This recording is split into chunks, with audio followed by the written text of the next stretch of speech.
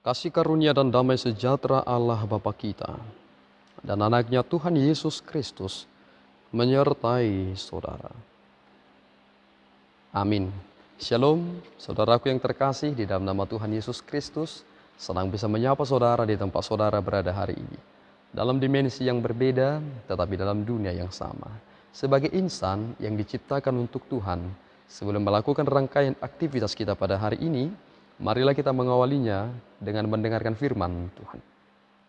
Shalom, ayat renungan kita di hari ini diambil dari kitab Ibrani 9 ayatnya yang ke-28. Begini firman Tuhan, demikian pula Kristus hanya satu kali saja mengorbankan dirinya untuk menanggung dosa banyak orang. Sesudah itu ia akan menyatakan dirinya sekali lagi tanpa menanggung dosa untuk menganugerahkan keselamatan kepada mereka yang menantikan dia. Demikian firman Tuhan. Shalom. Saudaraku yang terkasih di dalam nama Tuhan Yesus Kristus, kedatangan Yesus Kristus ke dunia adalah bagian dalam dirinya sebagai imam yang membawa kita sebagai perjanjian untuk penghapusan dosa. Imam di perjanjian lama memiliki tugas untuk mendoakan para umat Tuhan tersebut akan peristiwa yang telah terjadi di dalam diri mereka dan meminta pengampunan kepada Allah. Imam menjadi pengantara antara umat kepada Tuhan, dan di dalam perjanjian itu ia membawa darah dari domba jantan dan juga lembu, serta mendoakan itu untuk meminta pengampunan dosa mereka. Hal itu dilakukan secara berulang-ulang di dalam kemah. Dan ternyata ketika kita melihat apa yang dilakukan Yesus Kristus, hal yang serupa ia kerjakan, tetapi bukan untuk sesuatu hal yang terus berulang-ulang. Ia hanya melakukannya sekali. Ia mati satu kali sebagai bagian dari diri kita yang akan mati satu kali. Jika kita mati di dalam Kristus, sesuai dengan ketetapan Allah Bapa melakukan kehendaknya di dalam Kristus, maka kita akan mati satu kali untuk hidup dua kali. Dan Kristuslah menjadi jalan satu-satunya untuk pendamaian itu.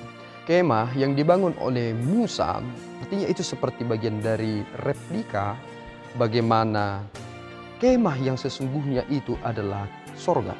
Itu adalah gambaran tentang sorga, di mana Kristus telah datang untuk mempersembahkan dirinya sendiri, darahnya, dengan masuk ke dalam hadirat yang maha kudus itu. Jika di dalam kemah itu ada 3 bagian, dan salah satu bagian itu yang terpenting adalah ruang maha kudus, ternyata Kristus membawa persembahan itu, yakni darahnya yang kudus itu, ke dalam hadirat Allah, yakni di dalam surga.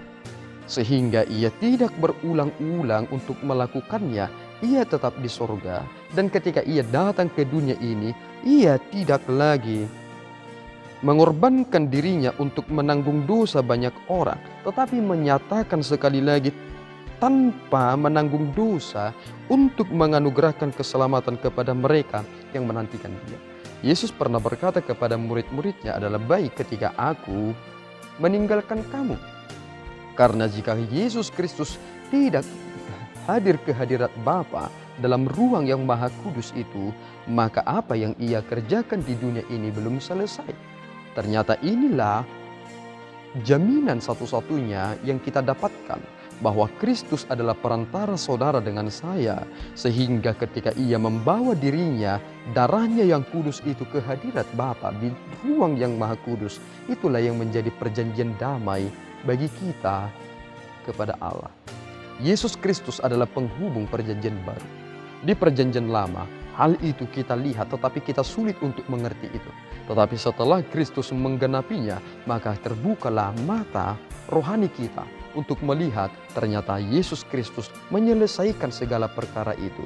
Jika tubuh dari hewan bisa mentahirkan hal-hal yang bersifat lahiriah, apalagi darah Kristus. Darah Kristuslah yang telah menyucikan kita. Oleh karena itu saudaraku, kita harus sangat bersuka cita karena kita telah memiliki pribadi dalam hadirat Allah yang telah mendamaikan kita dengan Bapa kita. karena perbuatan dosa kita. Jangan kita mengulangi lagi dan berusahalah hal yang terbaik dalam diri ini sehingga ia benar-benar dimuliakan. Tuhan Yesus memberkati kita berdoa. Ya Tuhan, kami bersyukur atas berkat-Mu. Terima kasih Bapa atas firman yang kami dengarkan hari ini. Engkau telah mengutus anak-Mu untuk mati satu kali dan kebangkitannya menjadi bagian dari kami. Terima kasih ya Tuhan untuk rencana kekal yang Tuhan telah rencanakan bagi kami. Engkau sungguh maha kuasa dan maha baik.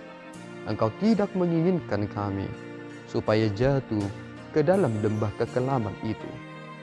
Tetapi Engkau mengangkat kami supaya kami memasuki ruangan yang maha kudus itu. Ruangan yang telah Engkau tetapkan bagi kami, yakni surga. Terpuji Engkau Bapa. Terimalah persembahan umat-Mu ini di dalam setiap pelayanan dan pekerjaan kami. Dan terimalah pujian kami dalam Kristus. Kami berdoa dan mengucap syukur.